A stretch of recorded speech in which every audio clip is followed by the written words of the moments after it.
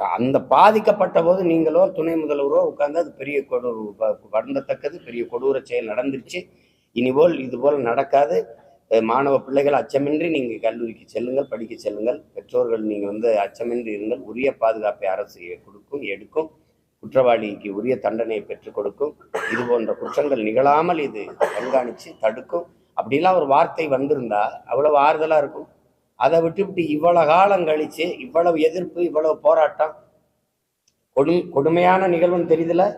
அப்ப போராட வரும்போது எங்க குறவழியை நினைச்சிங்க, என்னை விடுங்க. அம்மா சௌமியா அன்புமணி என்ன பண்ணாங்க, அவங்கள கையை பிடிச்சி இழுத்துட்டு போறீங்க வாங்கன்னா வண்டியில ஏற மாட்டாங்களா? அவ்வளவு அநாகரிகமான தற்குறிகளா நாங்க? அதே மாதிரி தானே அவங்க குஷ்பு அவங்க தலைமையில போறானவங்களை ஆட்டு தொட்டியில் போய் அடைக்கிறீங்க. என்னையாவது ஒரு மண்டபத்தில் அடைச்சிங்க. எதுக்கு போராடுறீங்க, ஏன் போராடுறீங்கன்னு சொல்லணும்ல. அனுமதி மறுக்கப்பட்டு ஏன் மறுக்கிறீங்கன்னு கேள்வி இருக்குல்ல. எதுக்கு மறுக்கிறீங்க? நீங்க ஆளுநரை ஏற்று போராடுறதுக்கெல்லாம் யாருக்கிட்ட அனுமதி வாங்க? நீங்க பாட்டுக்கு எந்த இடத்துல வேணாலும் நின்று போராடுறீங்க. ஆளுநர் செய்த செயலே எதிர்த்து போராடுற அளவிற்கு குற்றம் என்றால், இந்த பாதிக்கப்பட்ட தங்கச்சிக்கு நீதி கேட்டு போராடுறதுல எந்த வழியில குற்றம் கண்டுபிடிச்சீங்க? என்ன விரைந்து உரிய நடவடிக்கை எடுங்கன்னு ஒரு கோரிக்கை வைக்க போறோம். திசை திருப்பாமல் நேர்வழியில சரியான விசாரணை நடத்துங்கன்னு கேட்க போறோம். அவ்வளவுதான் சொல்ல போறோம். அந்த குற்றவாளியின் வாக்குமூலம் என்னன்னு சொல்லுங்க எங்களுக்கு. இதுதானா, இதுக்கு முன்னாடியா? அந்த தங்கச்சி சொன்னதுல பார்த்தா இன்னொரு தங்கச்சியும் அதுக்கு முதல் நாள் பாதிக்கப்பட்டிருக்கா. அப்ப இது தொடர்கதையா? இதன் பின்னணியில யாரு? ஒரு கேள்விதானே. பிரியாணி விற்கிறாங்க, எப்படி இவ்வளவு பெரிய வளாகத்துக்குள்ள போய் இது போன்ற செயல்ல ஈடுபட முடிஞ்சது? நீங்க அதிமேதைகள் ஒரு கேள்வி கேட்குறீங்க. அந்நேரத்துல எதுக்கு ஒரு பக்கம் இல்லை ஒரு பொம்பளை பிள்ளை போறா அப்படின்னு? உங்களை எல்லாம் என்ன வச்சு எதை வச்சு அடிக்கலாம் சொல்லுங்க?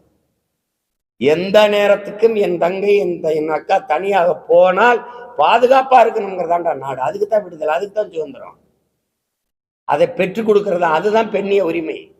அதுக்குத்தான் ஆண்மகனின் அழகே பெண்மையை பாதுகாக்கிறதா, பெண்களை பாதுகாக்கிறதா. அதுதான் ஆகச்சிறந்த ஆண்மை. அதை விட்டு நீ ஏன் ஒத்தையில போனா அப்படின்னா எப்படி ஒத்தையில போனா எதுக்கு எடுத்தாலும் ஒரு ஆளை கூட்டிகிட்டே போவாங்களா? இப்படித்தான் உங்க அக்கா தங்கச்சி உங்க வீட்டுல எல்லாம் போயிட்டு இருக்காங்களா? இது பெரிய பெரிய எழுத்தாளர், பெரிய கவிஞர், நாங்கெல்லாம் முற்போக்கு சிந்தனையாளர்லாம் இந்த கேள்வி எழுப்பிடுத்தீரா? நீ யாரை மறைக்க? நீ இந்த ஏதோ ஒரு ஆட்டோசங்கர் கதை தான். நீங்க தோணுனீங்கன்னா அது நீ இந்த காலமா நடந்து தோணுனீங்கன்னா நியாயமா மனச்சான்றோட விசாரிச்சா பல பேர் பின்னணியில இருப்பாங்க.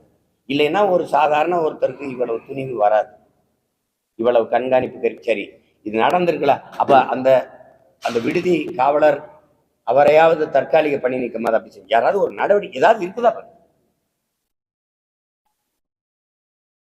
ஒண்ணுமே இல்லை. நீங்க தான் தேவையில்லாம போராடிட்டு இருக்கீங்கிற மாதிரி. நீங்க போராட எங்களுக்கு அனுமதி மறுக்கிறது, வாயவை திறக்க விடாம கைது பண்ணி உள்ள அடைக்கிறதுலயே ஏதோ பிரச்சனை இருக்குதுன்னு எங்களுக்கு தெரியும். அது எங்கள் சந்தேகங்களை பல மடங்கு கூடுதலாகுது. அதானே அதுதான் இல்லையா உங்களுக்கு அந்த சந்தேகம்னால திருப்பி இப்ப கேட்குறீங்க. அப்போ எனக்கு நல்லா மத்திய குழு வருதுன்னாங்க, கொஞ்சம் நம்பிக்கையா இருந்தேன். அவங்க ஏதோ அந்த குற்றம் சாட்டப்பட்ட நபரை கூப்பிட்டு விசாரிச்சு என்ன நடந்தது எது நடந்ததுன்னு நியாயமா அவரை விசாரிச்சா அவர் சொல்லிட போறாரு.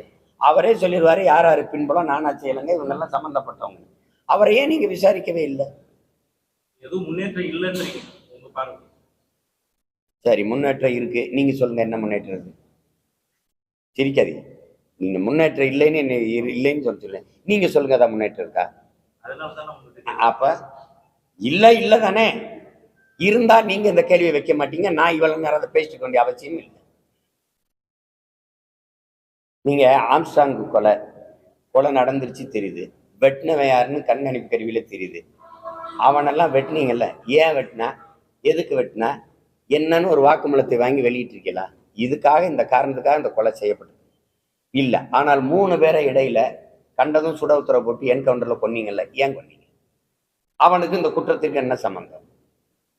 சில பேரை நீங்க வாயை திறக்க விடாம தொண்டைக்குழிக்குள்ள தோட்டா வச்சு கொல்ல வேண்டிய அவசியம் ஏன் வருது? அப்ப யாரையோ பாதுகாக்க நீங்க இந்த வேலையை செய்றீங்க. இந்த 3 பேரை சுட்டதுக்கு காரணம் தான் அரசு சொல்லிட்டா இல்ல இவர்கள் தான் அந்த கொலையை செஞ்சவர்கள் அப்படின்ட்டா? அவர்கள்ட்ட பெற்ற வாக்குமூலத்தை ஏதாவது நீங்க வெளியிட்டிருக்கீங்களா? எதுக்கு சுட்டீங்க சொல்லுங்க? இதெல்லாம் எத்தனை நம்ம பாக்குறோம். அவர் இங்கன ஒரு கையில ஒரு கட்டு, இன்னொரு கட்டு, இன்னொரு கட்டு, அப்படி புதுசா மாவு கட்டை போட்டு அவர் ஏதோ மாமியார் வீட்டில் கால் நீட்டி சாப்பிடுவோம், அப்படி கட்டில் படுத்துட்டு கழிவறையில் வலிக்கு விழுந்தது, கை காலை உடைச்சு கட்டு போட்டதெல்லாம் நேற்று இன்னைக்கு அந்த நாடகம் நடக்குது. சொல்லுங்க, நீங்க சொல்லுங்க. எத்தனை நாடகத்தை இந்த பழைய நாடகம் அது.